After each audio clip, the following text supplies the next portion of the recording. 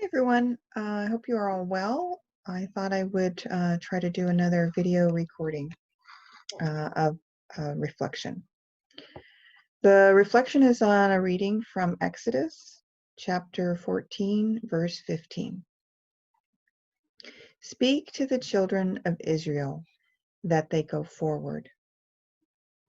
So over the last couple of weeks, I've been thinking about my first video devotional that I made a few weeks ago and how to continue it.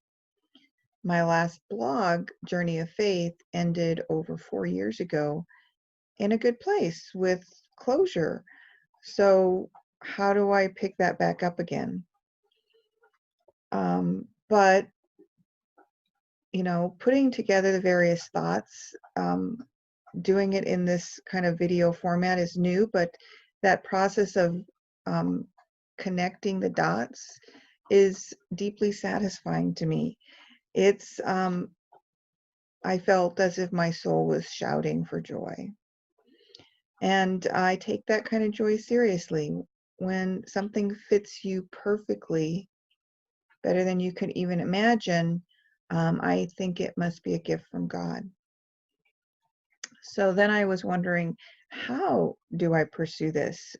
Do I start fresh in the here and now and go forward, or do I reflect on those important lessons that I learned in the past? The first idea has a definite measure of uncertainty about it, which is daunting. I don't know what that will look like at all. Um, I don't even know what I'm going to do in the next hour for sure, let alone whether another video reflection comes to me.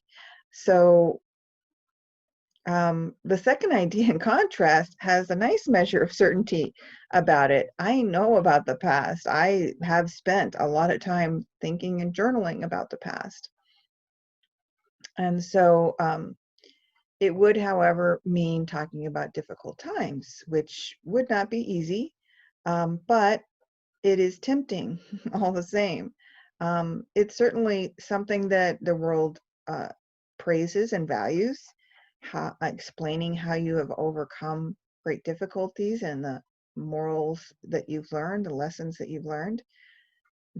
But here's the problem with that.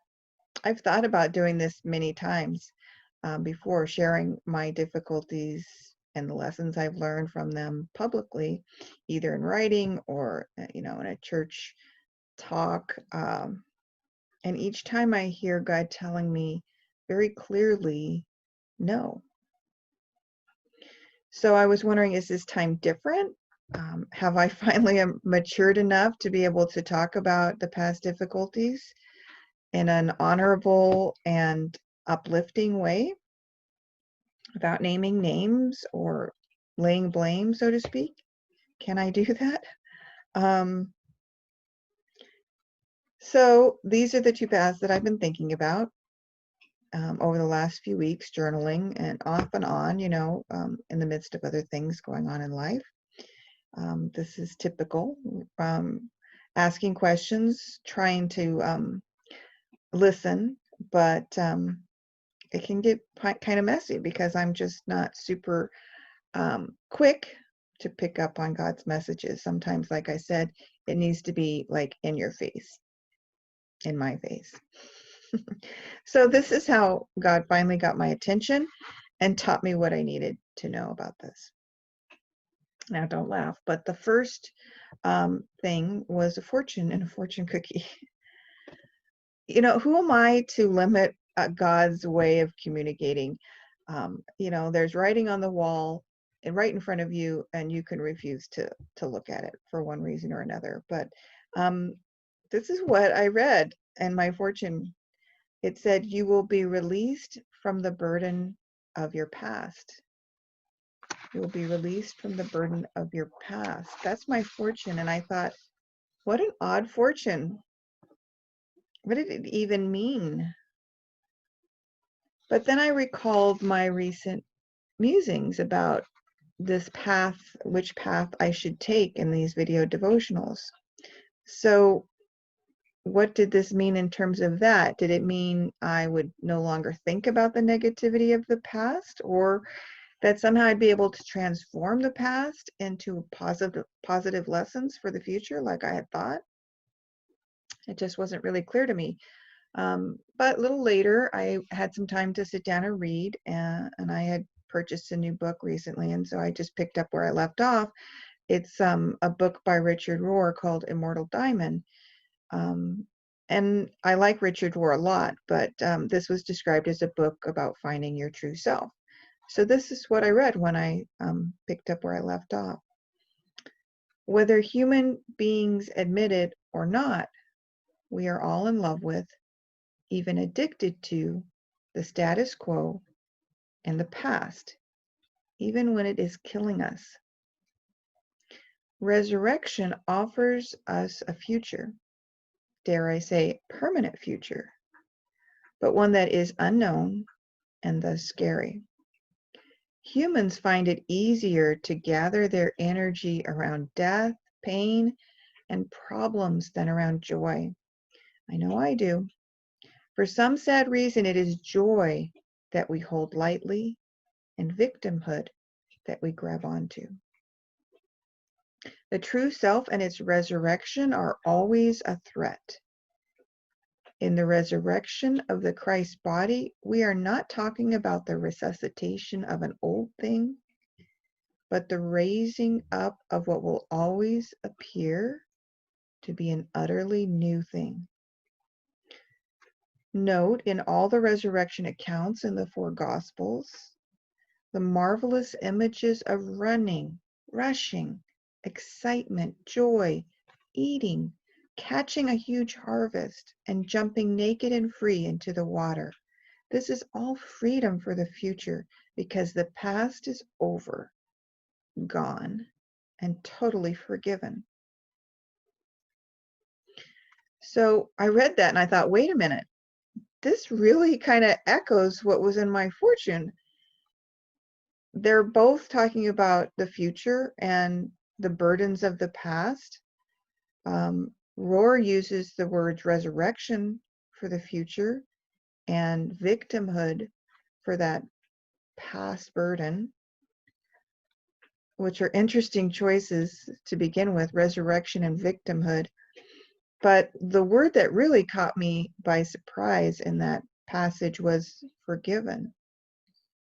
And I thought, what did forgiveness have to do with all this? And I thought about the past, and my marriage is a big part of that past. And I know I have forgiven my husband for the difficulties in my marriage that was done a long time ago. I know that's true. But I also know that the ugliness of the divorce and the difficulties since then have been harder to forgive. I said to a friend recently, it's easier to forgive someone when you want to stay together. It's much harder when you aren't even friends anymore. So, thinking about these two things and forgiveness, I remembered that Pastor Stephen had last Sunday sermon was on forgiveness. So I went back and I listened to what he had to say, and it was about the criminal that is being crucified next to Jesus on the cross, who is forgiven. Jesus forgives him, even though this criminal did wrong. God forgives us even when we do wrong. And I realized that while sharing the struggles of my past had some value in terms of the good lessons I learned along the way, there was also a good measure of wanting to be vindicated. See what I overcame? Vindication would, however, also inevitably bring shame upon others and upon me, for the past victimhood, as Richard Rohr describes it, would then be fixed in place forever. If I truly want to be forgiving, to forgive as I have been forgiven, I cannot do this. I have to let the past go completely. Forget about it, basically. Um, and then, as if to clinch this message even further, I read in Richard Rohr's book, Jesus' resurrection was an absolute refusal to identify with victimhood or create any victims in retaliation. This latter part was very significant to me as I think about all the people that are involved in my life. So, and coincidentally, I have to say, as I was journaling all this and making these self-discoveries, I recalled that it was the anniversary of my wedding, um, which is also kind of significant. So I'm aware that God has guided me again, very patiently and gently, to greater understanding and self-awareness and forgiveness. So, in terms of these devotional reflections and life as well, I need to once and for all stop holding on to the past, but simply be present in the here and now, asking questions and listening for the answers and going forward. And I asked the one who's always present in my life if I should share these particular reflections. And on this day, I read in my daily devotional book the passage that led this reflection. Speak unto the children of Israel that they go forward. Thanks be to God. And may the peace which passes understanding be with you always.